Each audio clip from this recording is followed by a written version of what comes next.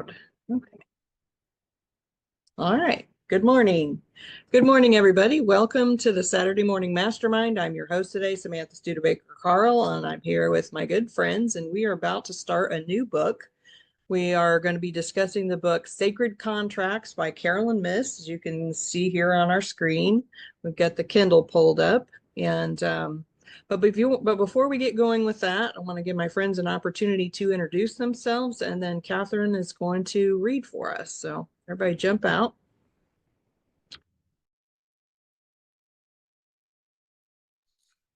Dan Sissick in Las Vegas, Nevada.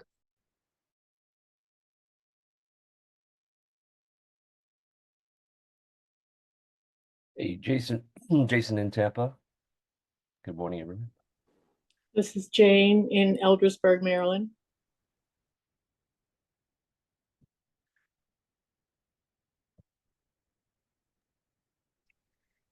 Good morning, it's Catherine Clement.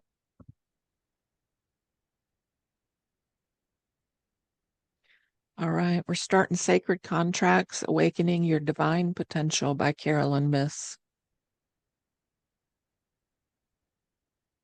Right.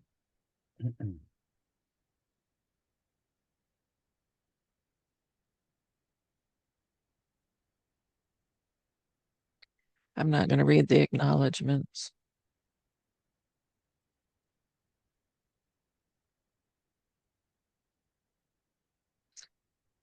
From The Trial by Existence by Robert Frost. And from a cliff top is proclaimed the gathering of the souls for birth, the trial by existence named, the obscuration upon earth.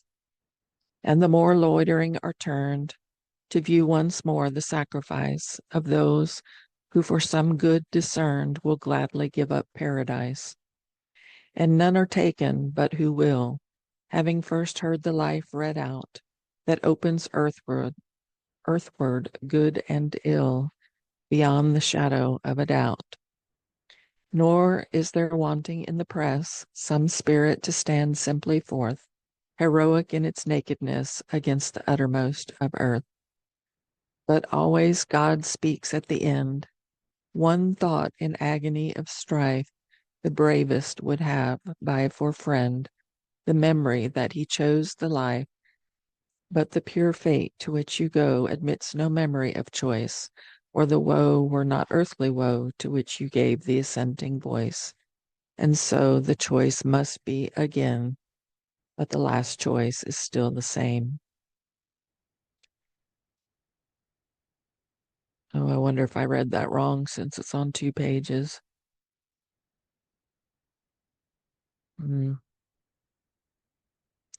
I don't know. And the awe passes wonder then, and a hush falls for all acclaim.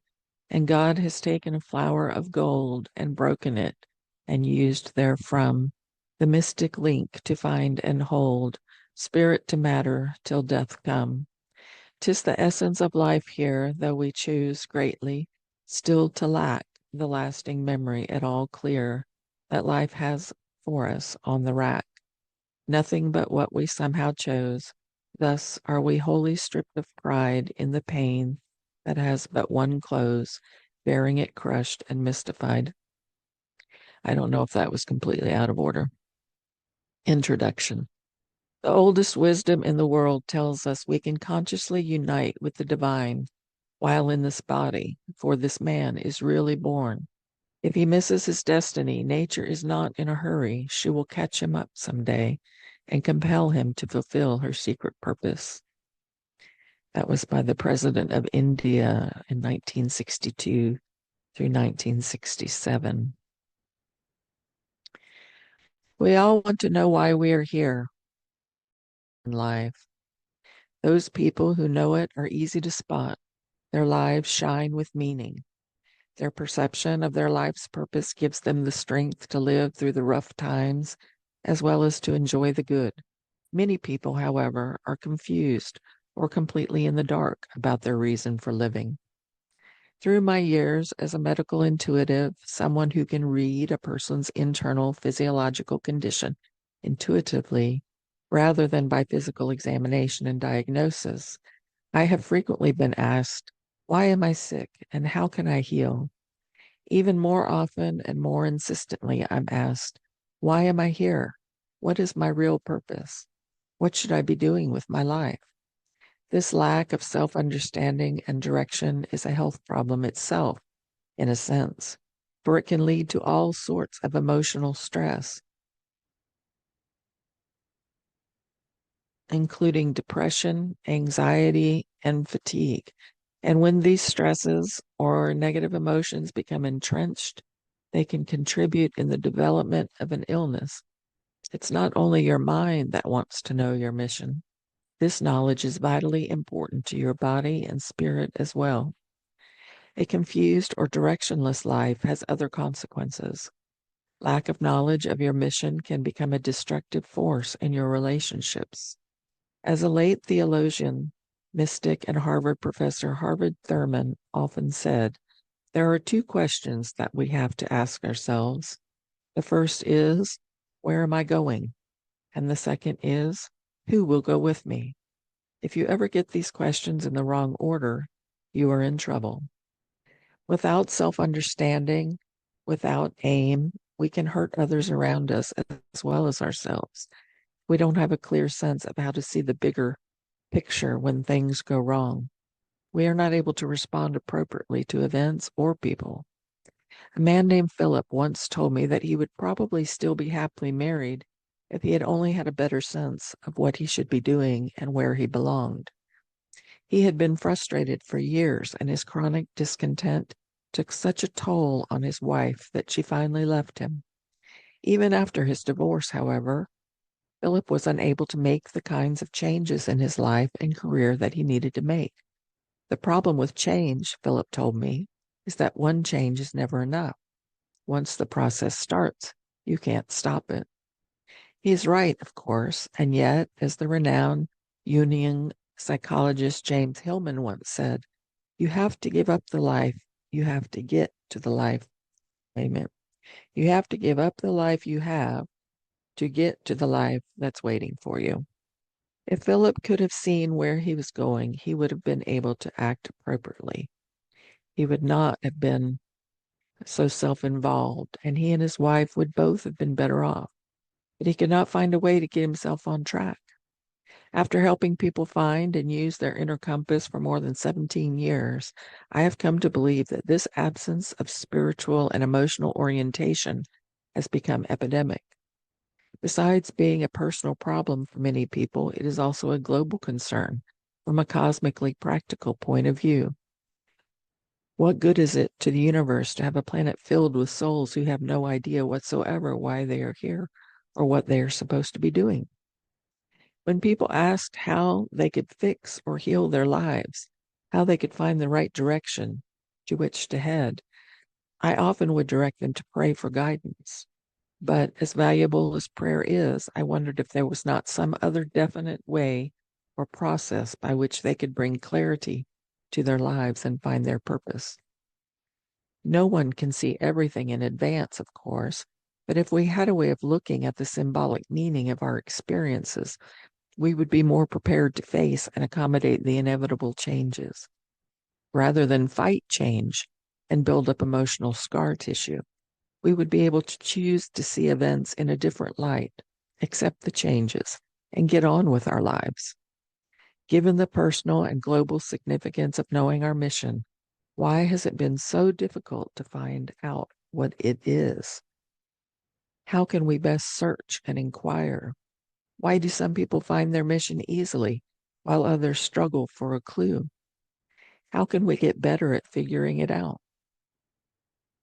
For our own good, each of us needs to learn what our mission is, because the details of how we live our lives accumulate to create health or illness. As I discovered after conducting more than 8,000 medical intuitive readings in those 17 years, our biography becomes our biology, which I wrote about in Anatomy of the Spirit. In other words, the little troubles and major traumas that we go through take up residence and live in our bodies and affect or block our energy. So it stands to reason that the further we stray from our true mission in life, the more frustrated we will become, and the more out of sync our energy will be. By coming to know your mission, you can live your life in a way that makes best use of your energy. When you are working well with your energy, you are also making the best expression of your personal power. I call this living in accord with your sacred contract. In my intuitive readings, I have been able to help people work more consciously with their energy by spotting the traumas or other life events that have lingered in their energy fields. When I bring these memories back up into their awareness, they can often see how they have lost their energy or power through their over-identification with these wounds or experiences. Once they see these energy leaks, they can proceed to call back their spirit. While this remembering can be helpful, most people can already recall such major experiences without my help. But where I believe that I have genuinely assisted people is by helping them identify and interpret the underlying patterns of thoughts and beliefs that color their memories. In these sub-patterns lie the interpretations and meanings that you assign to your experiences. These interpretations become cellular memories and carry the emotional energy charge that affects your biography and consequently your biology. When you remember, for example, that you excelled in math at school, that memory of success might have a positive, inspiring effect on your body and mind. But if your success in math caused resentment or alienated you from jealous friends or siblings, it will also carry a negative emotional charge. Perhaps this negative charge attaches itself to every subsequent success, and you begin to associate guilt with achievement. Say, however, that your experience of these emotional complications actually prepared you to face later challenges. Rather than being angry at those jealous friends or siblings, you could become grateful for their contribution to your life training. By reading your own energy, by becoming aware of the lens through which you see your world, you can change your mind and change your life. In detecting the emotional charge in your biography, you can begin to see how the fragments of your history have worked together in ways that have affected your past, your present, and the state of your health. This perspective is what I call symbolic sight. Seeing your life in broad strokes and bright pieces allows you to redraw your conception of your future and fill in the fine interpretive lines more consciously. Symbolic sight enables you to get back your energy or spirit and heal emotionally, spiritually, and sometimes even physically. Symbolic sight will be an important method of working with your energy to bring your sacred contract into focus. When I read someone symbolically, I see his energy in all his individual roles streaming out and around him. Yet I simultaneously see him as a unified sum of all his parts, and I also see him as a single cell connected to a greater matrix of energy. In my readings, my subjects become human holographs. Their overall energy pattern is reflected in their individual cells, just as our individual souls hum actively within a kind of global soul comprising all life on the planet. Our words, thoughts, deeds, and visions influence our individual health just as they affect the health of everyone around us. As vital parts of a larger universal spirit, we each have been put here on earth to fulfill a sacred contract that enhances our personal spiritual growth while contributing to the evolution of the entire global soul. Our life's mission or contract cannot be defined or measured simply by our external life, however. Your purpose is not only your career or hobby or romantic relationship.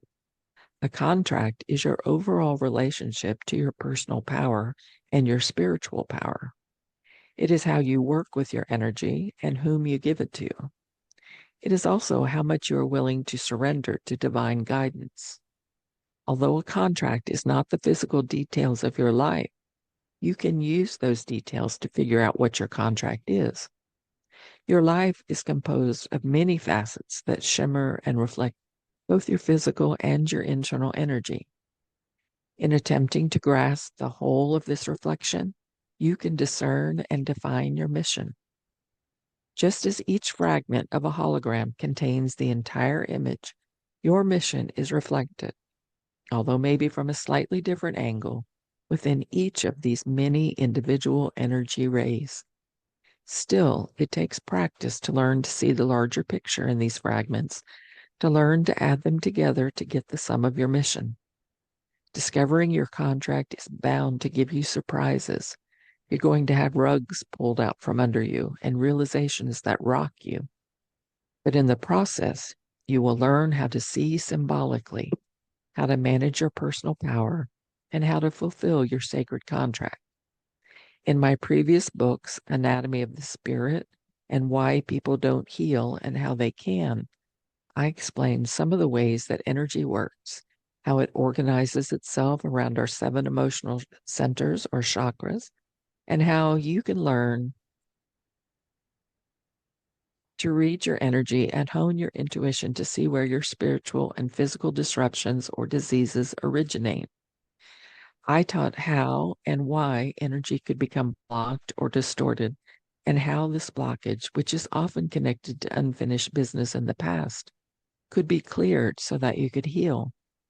Usually, the emotional or spiritual healing was tied into learning the lesson of the emotional center or centers involved in the illness. Sometimes the lesson was the illness itself, and learning to work with that form of energy brought insight into the mental and emotional changes that needed to be made. After many thousands of readings, I came to the conclusion that an organizing principle even greater than the interplay of the chakras is shaping the energy within each of us and shaping our lives as it does so. I began to identify universal forms of cosmic intelligence that are directly involved in the day-to-day organizing of our lives. In fact, with every reading that I did after 1989, what I could only call an archetypal pattern stepped forward out of the details and fragments of each life and assumed a definite shape, offering clear insight into that person's psyche and why her life was as it was.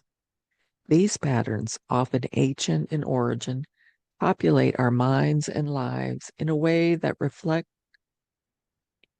lives in ways that affect us deeply, yet we are generally unaware of them. These patterns of intelligence are archetypes, dynamic living forms of energy that are shared in many people's thoughts and emotions across cultures and countries. During one reading about 10 years ago, for instance, while I was looking for emotional data in a woman named Laura, I almost dismissed an energy hit. While it didn't seem significant to me at the time, I saw a pair of eyes flashing as imperious, hypercritical look. I mentioned this image to Laura, who said that her husband always looked at her that way, judgmentally, as if he were the master and she the servant. Indeed, Laura herself always had a look, too, one that silently begged for approval from her husband. Yet, to Laura, her husband's condescending glances were the energy symbol of their powerful, painful marriage. After we spoke, Laura went to several women's support groups, and eventually she understood that she could not wait for her husband's permission to be who she was or who she wanted to become. She realized that she was allowing her husband to make her feel inadequate and powerless, and that his condescending glances symbolized his attitude that she was not his equal. She also sensed that he was so afraid she would leave him that he had to keep her disempowered, or metaphorically barefoot and pregnant. In time, they went into counseling together and were able to make changes that kept their marriage alive while allowing each of them to grow together. Seeing herself enmeshed in the energy pattern of servant and master allowed Laura to break that pattern and become her own master. In working with this archetype, she was also able to perform a greater service. Laura came to embody what is positive in the servant by serving a greater good, helping her husband see beyond his fears, and changing her marriage for the better.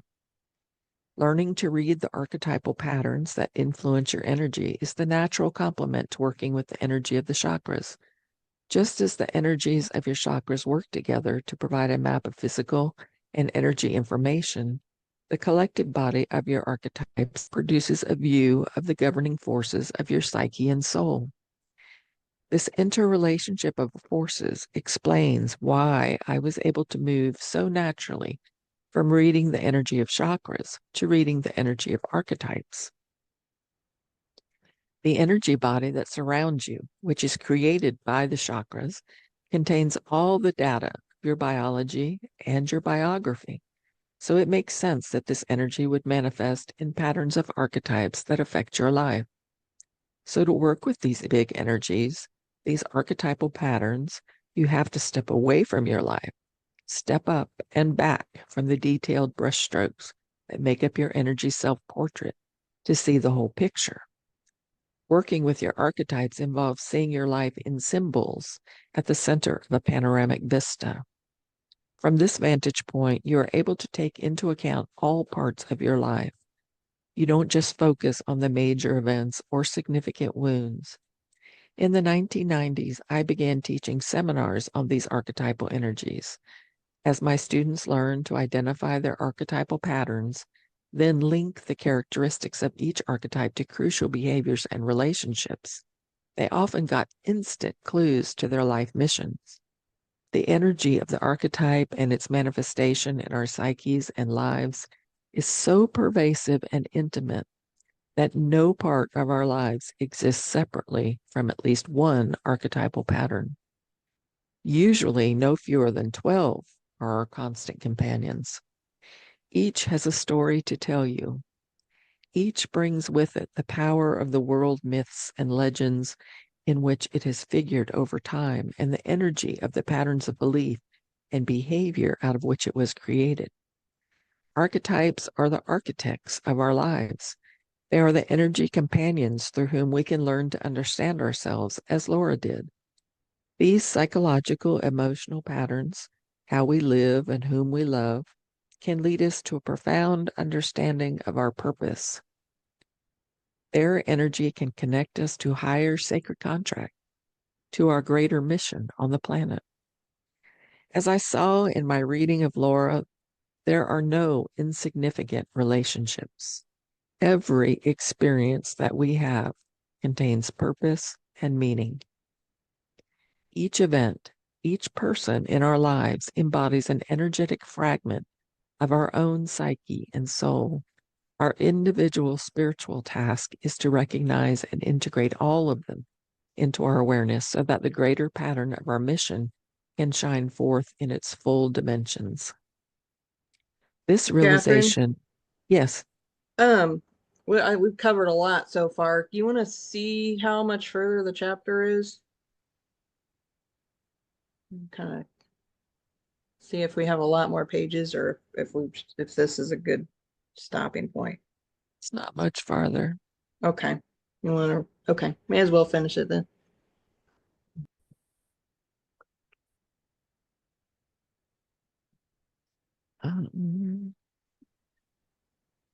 Wait, no, you were right there. So there you go.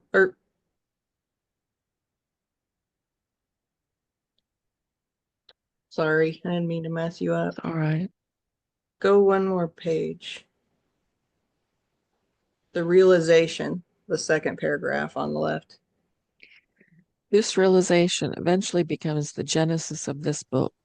In sacred contracts lies a process that helps you to discover and integrate the fragments of your psyche. It is a guide to intense self-examination for the purpose of finding your individual archetypal companions and working with them to realize your life mission and sacred contract. Moreover, this book is an introduction to a mystery school. It's the study of a different sense of time and space that we inhabit through our relationships, which are really our contracts with other people. The language of this mystery school is one of spiritual alchemy. With it, we'll learn to transform very heavy physical relationships and emotions into spiritual gold. This process involves prayer and contemplation, and it also requires examining all the fragments of your life experiences and relationships. You'll be researching your archetype's energy chemistry, how they express and assert themselves in and through your life. By discovering and working with your individual archetypal companions, your connections to the cosmic forces directing your life, you will consciously affect the course of your life. You are about to embark on a journey into the archetypal dimension of a life, a dimension of consciousness that contains all of us collectively, and yet somehow also individually, although the way you express your archetypes is unique to you, these energies correspond to the archetypes of other people in your life. They interact. Everyone has a child archetype, for example, and so the inner child in you connects you to the inner child within everyone else. Learning to read your own archetypes allows you to read other people's archetypes as well, and it provides you with a better capacity for understanding and connecting with your loved ones, family, friends, colleagues, even strangers. Carl Jung believed that archetypes live in a collective unconscious through which all souls are connected. The collective unconscious holds the energy of all who have participated in an archetypal through the ages, the stories, myths, legends, and prototypes. Their stories and histories, briefly offered in the appendix at the end of this book, can help you identify which archetypal energies most influence you. Knowledge of archetypes, in turn, helps you to understand why certain relationships have been necessary in your life and why you have had to take on specific duties that either surprised and delighted you or seemed burdensome and destructive. You learn again and again in working with archetypes that everything has its role, regardless of how painful or joyful it may be. After you have determined your archetypes and worked with them for a while, the accumulation of insights they give you will tip you into a greater revelation. Your mission emerges in the purest form. I was born to serve God's poor, declared Mother Teresa. Before she could state that, however, she faced enormous difficulties and endured harsh criticisms that were necessary so that she could intensify her resolve, her social skills and contacts, and her spiritual growth. Even though the antagonists in her youth tried her courage and seemed to impede her progress, in truth they served her most by refining her purpose. For instance, the first two religious orders that Mother Teresa entered made her discontented because neither was founded to do the charitable work she was guided to do. She eventually founded a new community of her own to serve the needs of the poor, as well as her sacred contract. This book, then, is a product of my wanting to share with people my insights about our individual and collective life purpose over nearly 2 decades of working with the energies of the human spirit. It presents a new language of spiritual interpretation to help you become fluent in understanding yourself and your life's mission. You'll first learn about the nouns of your psyche, your archetypal spiritual companions. You'll also see how their energy works in your life, the verbs of archetypal energy and manifestation, and how their actions express your mission in small and big phrases. You'll eventually learn to build bigger and bigger verbal pictures of your own life until out of it all emerges a whole profound new view of your full potential, your purpose in life, and your higher sacred contract. Sacred Contracts is an interactive book. You are meant to respond to the stories and teachings in a way that will help you understand the nature and purpose of your contracts and the role played by your personal archetypes. So please get yourself a journal or notebook in which to write observations and associations that come to you as you read these chapters. I'll be asking you to remember intuitions and other glimmerings you've had of people you were meant to meet and things you were meant to do. And beginning with chapter 5, you will need to keep a record of your answers to a series of questions, as well as insights and impressions that will arise when you begin exploring your archetypal patterns. If possible, dedicate one notebook just to the information and insights you develop in working with this book, and use it as you continue to work with your archetypes and sacred contract. By developing a symbolic sight and archetypal language, you will grasp the whole of your life with a level of spiritual clarity that can heal the emotional and spiritual wounds you have accumulated and fill you with awe that your life is also of great importance to everyone you encounter. It becomes possible for you to trust that everything is meant to come your way, will arrive in due time, that you will be with the right people at the right moment, and that divine guidance endlessly flows into your soul. It can't be otherwise. We manage our contracts, but the divine takes care of the sacred. Thank you for reading that, Catherine. That was Welcome. Yeah, that was well a done. long section. Cool. I like that we got through quite a bit though. And so when we start next week, maybe you can kind of look ahead and see if there's a good stopping point that you know ahead of time will be a good point. And but what did everybody think about this? I know we only have a few minutes. We can always continue our conversation next week, but maybe first impressions of what we've learned so far.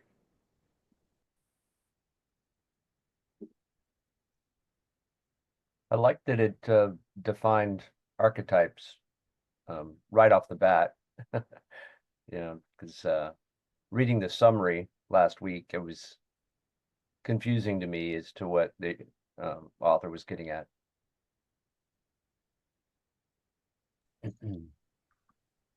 I like that it kind of made me think back to, what was it, your soul plan a little bit of, how we have I guess embedded in us, because I believe I know that I understand certain aspects of what I get most fulfillment out of when I'm engaged in those type of things and involved in those type of things, and feel that I'm within that purpose of my life, although I'm still trying to find aspects of it out. But I like it just kind of made me feel similar to that. Um, Maybe the how she goes about it is a little different, but to me, it just had that sense of familiarity, I guess, a little bit, and uh, similarity, but as well as big differences too.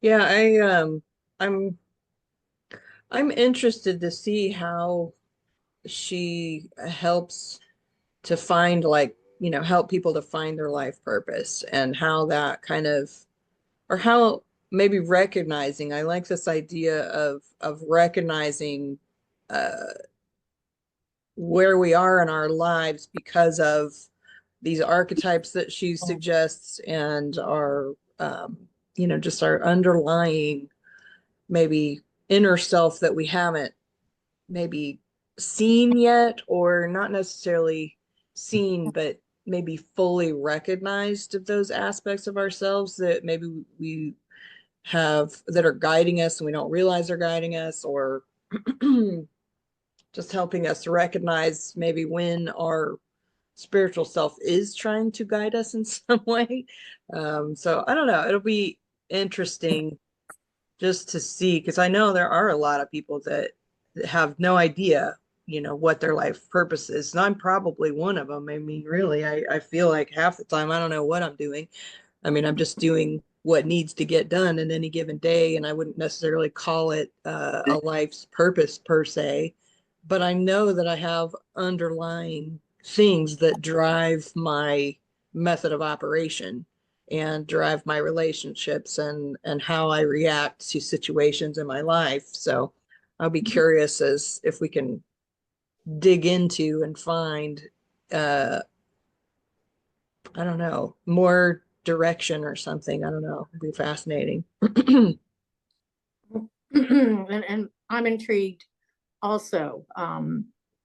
The part about, just the name of the book, the soul contracts, to just identify,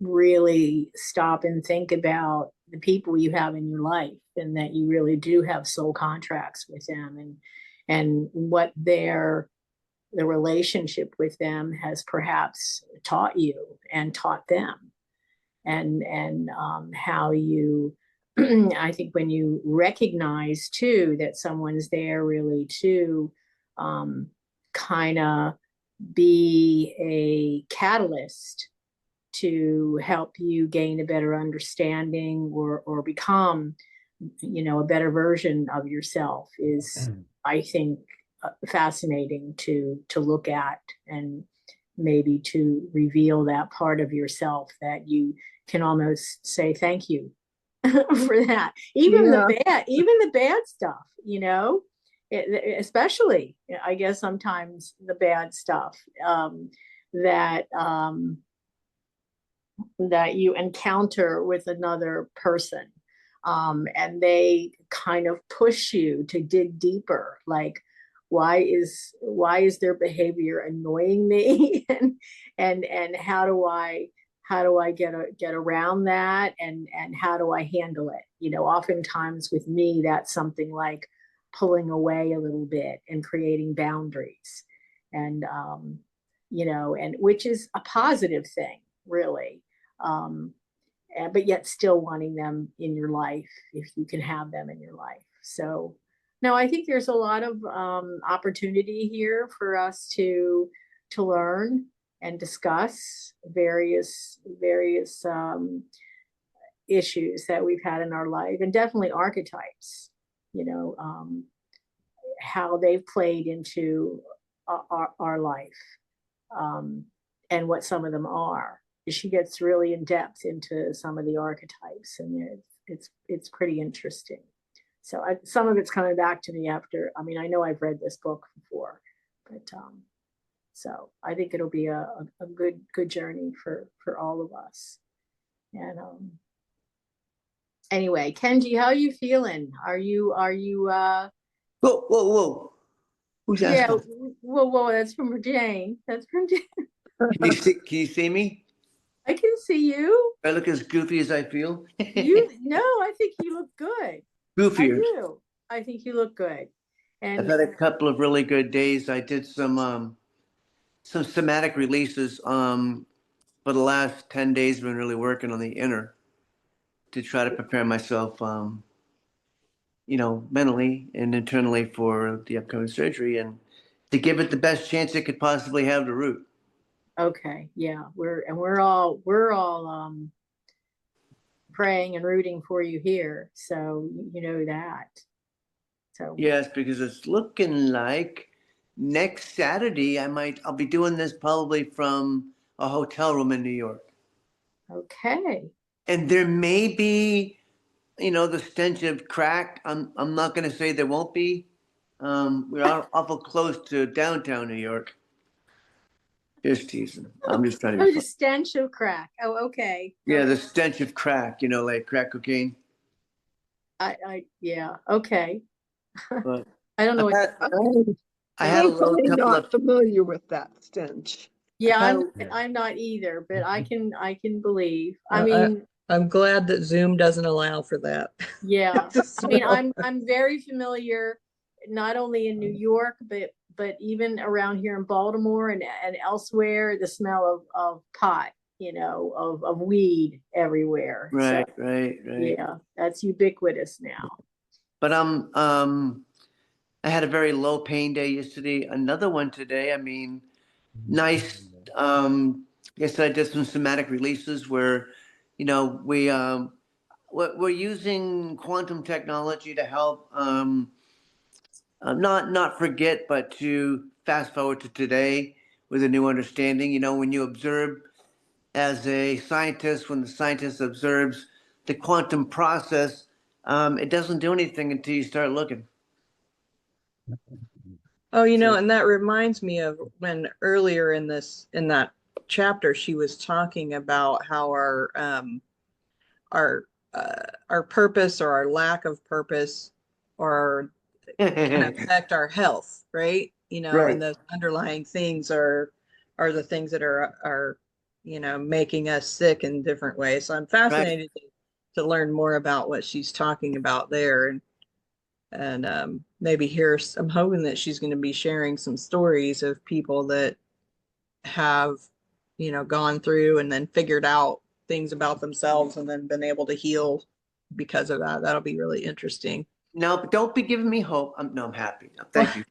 I really do believe, regardless of how it turns out, that this is the right decision, and you can remind me next week if I have a different attitude, but I don't think so. I mean, I feel like this is an open door and an option, and if I got to go through it, then there's something else to learn. That's a great way to look at it. So we'll see. Right now, I mean, Saturday morning, and I'm cleaning my apartment for the first time in 4 years. Oh, that's scary. Yeah. Oh, no, Well, not this that's awesome apartment. that you're able to No, have that energy and feeling good. no, I'm going super slow. I mean, Yeah. I got a 600 square foot apartment. I can cook my eggs while I'm peeing. It's an amazing. Oh, that's not a good vision. All right, I'm baking my meatloaf while I'm showering. How you doing, Lori? Good. I was late getting here, but It's all Two yours. things, Take it away. two things stood out to me in the intro there, the great reading that Catherine did.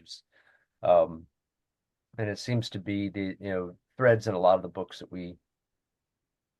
we have looked at, but it's was and they sort of go hand in hand. Is the uh, I don't know, the need to give up your something that from your past, or something that is old, in order to get something new. And also the understanding that kind of can go hand in hand, in that if you're perceiving the world through this archetypal energy that they're mentioning, then your understanding of what you need to give up in order to get what you want that's new, um, that that can be altered. And so I think that by understanding more about what archetypal energy, or lens and view that I'm seeing, or interpreting the world through at the moment, might be able to help me understand what better decisions to make, and also what it will entail to achieve a successful outcome. Mm-hmm. I just would mention that she also has a lot of YouTube videos. If anyone's interested, copious amounts. So. Cool. I was gonna jump back out and say I like the fact that she kind of, along with, like, I keep going back to the soul plan, and I think that's the book, but where how our past hurts and past things can really kind of come into play with, as she calls it, archetypal energy, and how that can trip us up here. And going to what Jason was saying, how in learning and understanding that and realizing how that, I guess, plays out into what we're going through, and how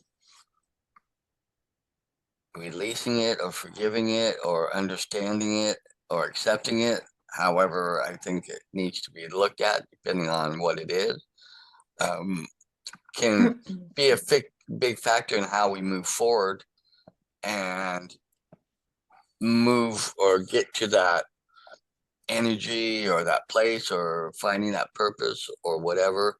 Like when she was talking about Mother Teresa, what she went through, and how I know that a lot of what I've gone through in my past has helped give me the resolve and what I have today. And had I not gone through it, I wouldn't have what I have today.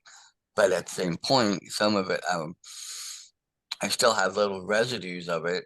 And I'm wondering if some of that residue is still part of God's plan overall for me to help learn and get through to fully get to where I'm supposed to grow to and become, as I believe in my beliefs of where God eventually wants me to be. So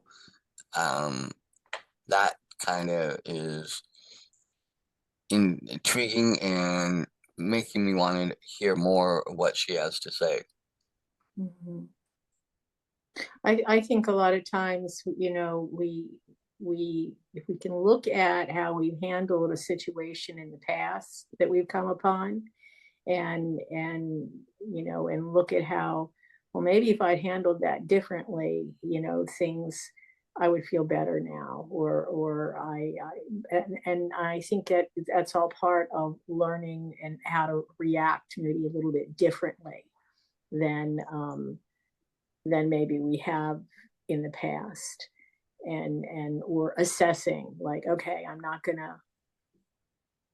going to be patient with this information. I'm going to believe the best and not the worst. I'm going to connect with spirit in some way, in various ways, and ask for guidance. And I'm going to find that peace.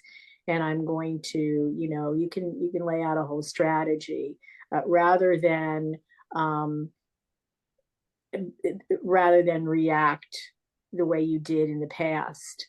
I found that that's very, very valuable. So I'm sure she has some strategies, and we'll talk about that sort of thing.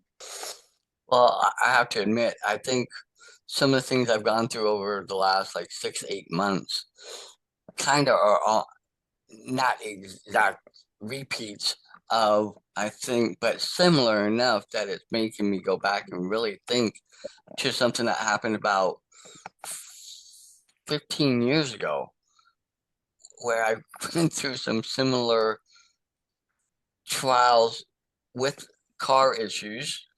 And I'm like, okay, what did I not learn that first time around that I'm needing to go through and reconcile and deal with? So I believe that God's allowing me and using that to help grow and get that point to I help like it. further move forward in my purpose. I even think it's part of my purpose, but I almost am like, why am I having to go through this again though too? But I'm looking at it now that there's something I obviously did not fully understand or get. And I think that in a roundabout way, this book might help me Mhm. get a little closer to that maybe and understand that. So maybe there is a reason for this book. Yeah, I think sometimes we have to get hit over the head a few times to, I know, Oh, to finally, not humans. what'd you say, Kenji? I said not humans. We get it the first time, don't we? No, never. Well, not usually, but I guess some humans do. Uh, but that would be a human that's pretty together and pretty wise. And there are humans that come into the human body and are, thank God, nowadays, that are wiser. Look at what they call the indigo children. They're coming in with a knowledge of spirit and a knowledge of themselves, a lot more than and that's really exciting to see that. You've all heard of indigo children, correct? Great. I've not heard of the Indian children. Who are they? They're Indigo. indigo children. Oh, okay. You can look it up. I will. It's children that the parents realize right away that, oh my God, this is an old soul. This is a soul, or this is a soul that has been blessed with an awareness of God, awareness of spirit, awareness of wisdom that Wow. that most of us don't possess, and not at a very, very young age. And they Do we have people like that on the planet? Like Yes. Is Sadhguru and Sri Sri, are they like those people? Who? Um Rami, Rumi? that might be it. You know what, my Indian is off today. Yeah, probably Rumi. Now I don't know that Rumi he was a Sufi poet, but I don't know. Here we go. Indian children traits. Okay. All right. I There. I meant.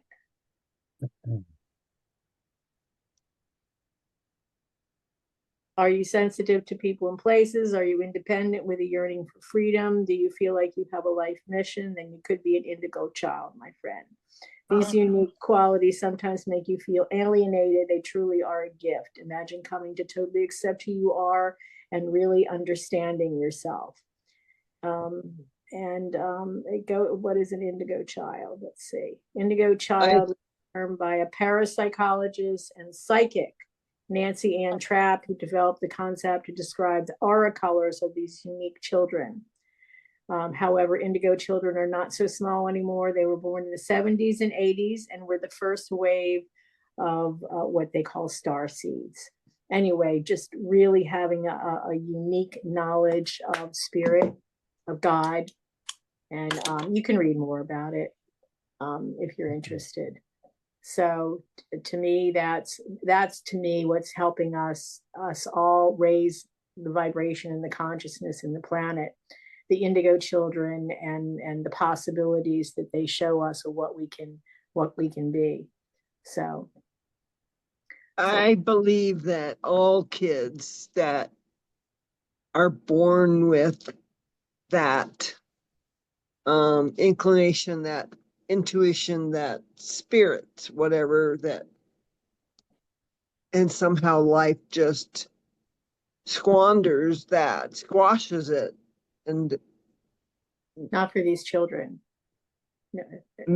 No, not for life doesn't squash that. Maybe for us, because we didn't come in, we had to figure out who we are, a long, tedious, painful exactly process, but not for indigo children. They know who they are, and they won't let anybody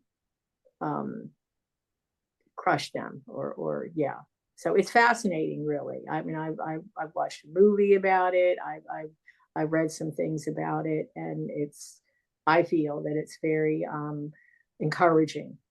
And you can believe or not believe. I mean, you can read about it, decide yourself whether this is something you want to believe. I do wholeheartedly. So I'm willing to believe in the magic of what God presents to us, and how he's trying to lift us up and guide us in so many different ways. And that's just one of the ways that he's doing that.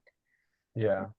I think I understand though Catherine what would you're be a saying good there, Lori, though, example. because it does remind me of how, like, as a kid, either you've been told or you've heard of parents or seen it in the movies where a child like asks a very relevant, more grown-up question, and then the parent says, "Don't worry about that. Don't but and so that the repetition of being told as a kid to put off their concerns and put off their interests until another time does kind of throws you might or well I'm it might throw that individual, that child, off of their out of accord with what their contract is. I would imagine if they're on path and then they're being told, no, don't think about that now,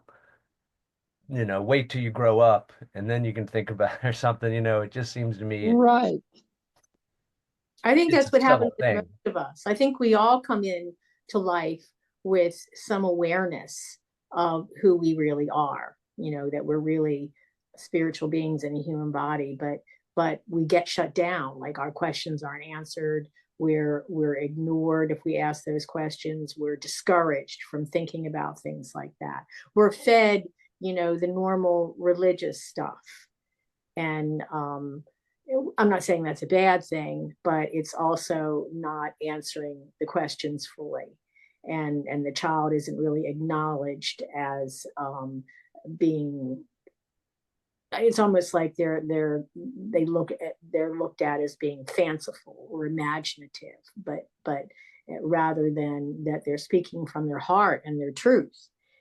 So I agree with you, Jason. I think that a lot of times, I know even for me, I think I remember certain things that when I was little that I thought were odd, but I almost knew I couldn't explain it to anybody because it was just what I'll tell you. One thing was, I remember thinking one time very clearly, I remember this, probably the only thing that's really clear, is that I remember thinking, oh my goodness, I can't see all around me unless I turn my head.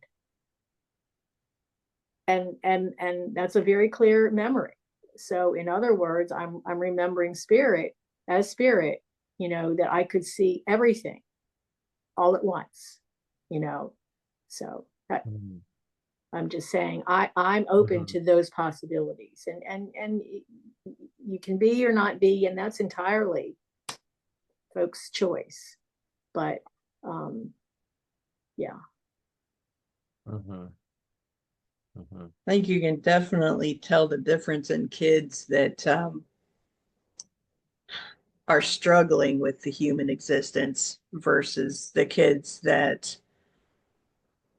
come into it looking like it's an adventure.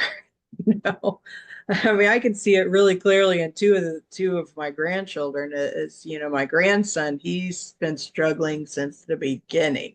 It's just been tough for him. And but then my youngest granddaughter, she is just full of spitfire and just this, she's so silly and just, I don't know, it's like she's embracing the human existence just to see how silly and fun and I don't know, she's the funniest thing, but I can, it's a big contrast between the two of them, and I think that a lot of kids, you can see the ones that are struggling with, like what you said, I can't, you have that kind of realization of not seeing things in the way you could before, whatever that means. And now it's, now it's a narrow vision.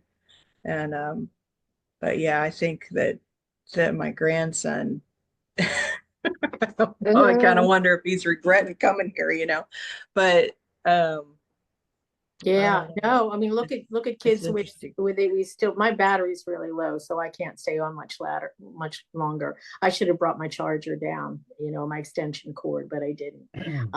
But autistic children, we still don't know what's going on with autistic children, but I part of me thinks that's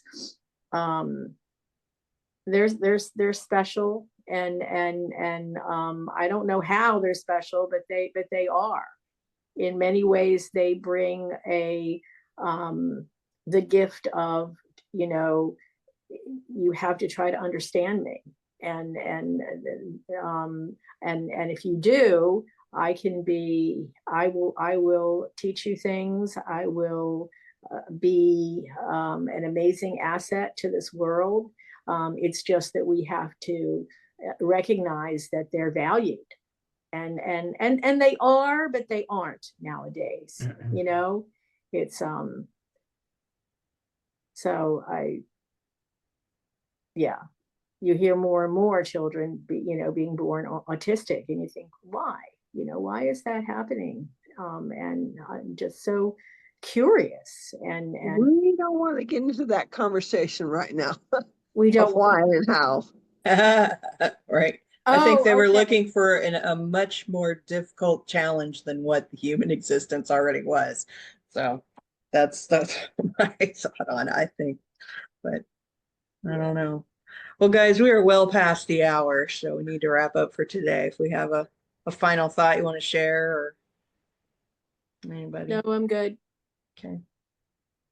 Jason, any final thoughts on that? Just No, but I look forward to next week. Great to Mhm. see everybody. yeah, same here. I was looking forward to next week and see you all next week. Great God willing. discussion. Same Thanks. here. And Thank you. looking forward to seeing you, Kenji, next week, if you can make it. Okay? I'm not going anywhere fast, so I should be there. Right on. All right, See you guys. from your hotel. Yay! Yay. Bye, guys. All right, Kenji. All right, Take guys, it have easy, a man. great week. Have a Bye. good night. All right, bye, Have a guys. good day. Bye-bye.